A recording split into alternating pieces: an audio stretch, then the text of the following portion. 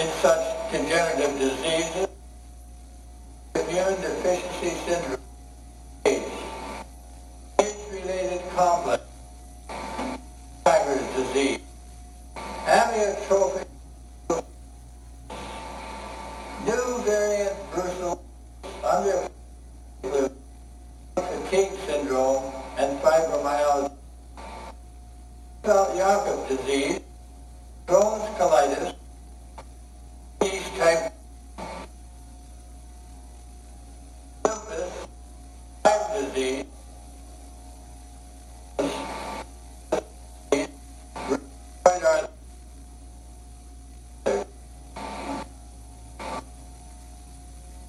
so this three-part. In respect to these diseases, members of the medical establishment of the United States and Canada, and to varying degrees, the medical establishments of Great Britain and Australia, have failed miserably in their response to all of these degenerative diseases, and have taken shelter behind the twin mantras, there is no known cause and there is no known cure, when asked to share their professional wisdom about these diseases that disable and kill their victims. So I put the myth up there. The myth, there is no known cause, there is no known cure. Strictly a myth. No, well, okay, Bill. Thank you, Bill. It is a further thesis that the cruelty of such mantra chanting has been made even crueler by the active efforts of significant portions of the medical establishment, starting from the top with the United States Secretaries of Health, such as the former Secretary Donna Shalala, through such high-level bureaucrats as Dr. Brian Mahy, former head of the U.S. Centers for Disease Control, and professional medical associations such as the Ontario College of Physicians and Surgeons, as well as the various universities and schools of medicine, to control the activities of practitioners, limit their freedom to research, and challenge approved medical dogma.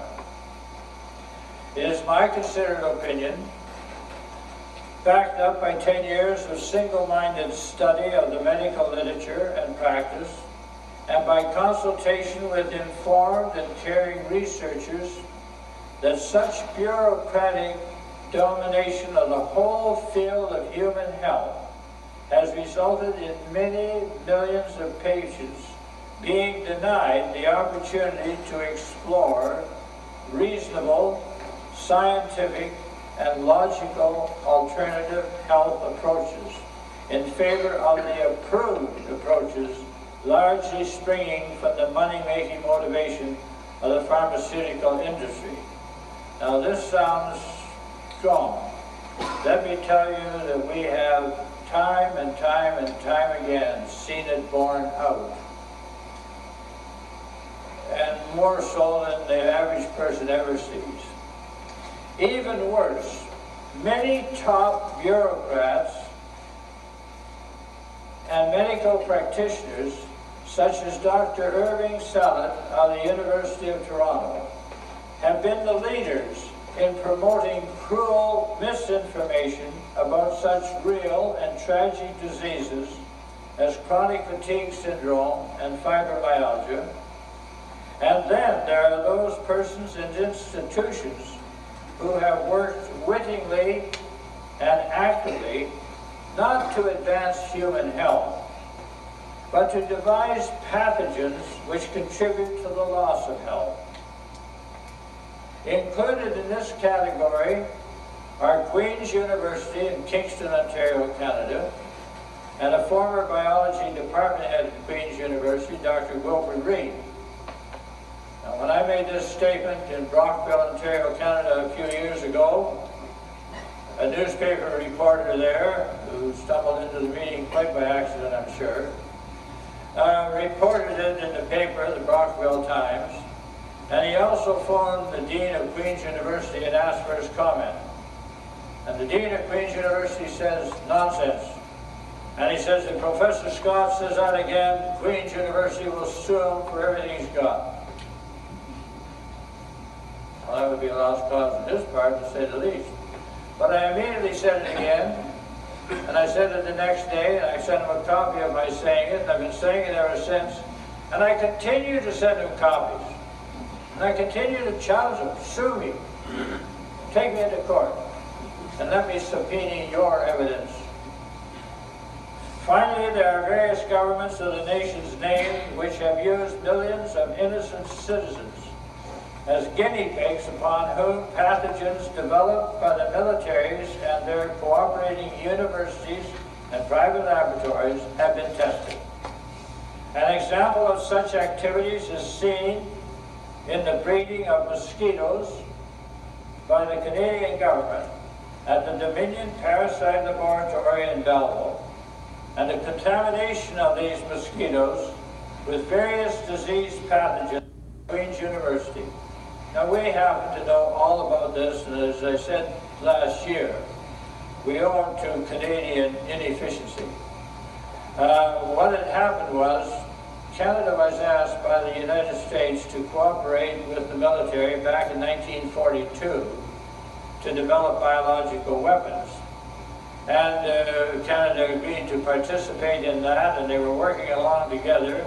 And then at one point, the United States government asked the government of Canada, will you do us a favor? Will you breed 100 million mosquitoes a month, and then will you contaminate those mosquitoes with various disease agents that we will provide? And then we will share those diseased mosquitoes with the Canadian military, and we will test them in various towns and villages and communities of the United States and Canada. And the government of Canada said, yes, we will do that. Now, how do we know this? We know it absolutely and totally. Just imagine. And how do we know it? Well, it happened that when the Canadian military was participating with the U.S. military, somebody in the Canadian military had the brilliant idea that they should send copies of this research to the National Research Council of Canada. So the National Research Council of Canada began getting all these documents about mosquitoes being bred in Belleville and contaminated at Queen's University and being let out in communities all across Canada and the United States. They didn't know what to do with them, so they filed them. They were good bureaucrats. Make 3 copies and file them, then destroy the original. They had all of these on file. Then when Richard Nixon came close to impeachment and resigned, the director of the CIA became very nervous because every representative in the House of Representatives and every senator in the Senate began wanting to investigate somebody. Didn't matter who, they were going to investigate what was going on. They had all kinds of committees investigating all kinds of activities. So Richard Helms said to Dr. Sidney Gottlieb, Sidney, destroy all that documentation about mosquitoes and contamination and disease agents and so on. And Sidney did so, and he communicated to the Canadian military, and he said, get the stuff to the shredders and get it into the fires as quickly as you can. And they did. But they forgot to tell the National Research Council. And to this day, in Ottawa, Ontario, Canada, qualified researchers are permitted to go into the archives of the Canadian Research Council and ask to see these documentation. There are boxes of documents about contaminating mosquitoes with disease agents and letting them loose to try them in different communities to see how many people become sick with them. Now, I hope that shocks you, because it certainly shocks me. And just imagine The General Accounting Office of the United States was asked, how many people did you test these agents on? And they said, well, between 1942 and 1974, we tested them on populations totaling 500,000. So 500,000 people in Canada and the United States got the very best and the latest version of pathogenic disease agents. From 1974 to present, they won't reveal their figures, because after 1974 there were some horrendous tests went on. And the estimate is that at least 1,500,000 people in the United States and Canada were contaminated by extremely pathogenic, self-replicating disease agents. Now, when we had an outbreak of SARS here in Ontario a couple of years ago, there was great hullabaloo about the fact that 137 people had been infected and 37 or 40 had died. My goodness. Think of 1,500,000 all across Canada and the U.S. infected and spreading it to their wives and to their husbands and to their children. And these were zoonotic diseases in most cases, and even cats and dogs were becoming ill with some of the disease agents. Now, the final thesis of this paper, and one which can be supported, like the others, by solid scientific research. We're not just talking about stories we read in the National Enquirer. We're talking about research papers, documents that were published in the journals of medical research worldwide. And I've got a whole binder full of a selection. I picked a selection out of about the 6,000 documents we have. And I brought this selection with me of documents printed from the Journal of the American Medical Association and the New England Journal of Medicine and the Journal Cell and the Journal of Medicine and so on. In those scientific documents, there are the most dramatic statements you can possibly imagine. And we have been basing our research upon these primarily, with occasional reference to official government documents that are now available in the public domain. And so therefore we, as I say, use research, solid research. We can refer to documentation of everything we say. That is why Queen's University can say, if you say that again, we'll sue you. So I say, okay, Dean, there it is, I'll say it again. Well, maybe we'll sue you. But they don't. Because they know I've got evidence, and they've got evidence, and if it was in the public, it would make it even more knowledgeable, or current knowledge to the public.